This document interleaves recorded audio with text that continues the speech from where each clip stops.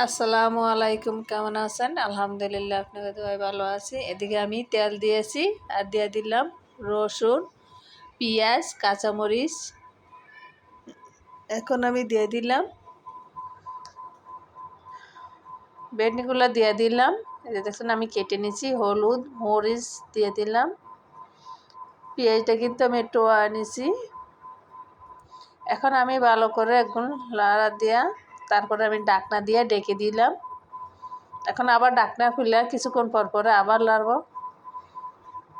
এখন আমি দিয়ে দিব 2টা ডিম দিয়ে দিলাম।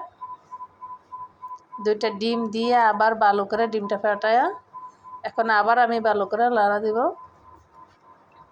এখন শুধু লাড়তে থাকবো, এদিকে কোনো পানি ইউজ করব না। এখন দিয়ে দিলাম ধনিয়া পাতা কুচি।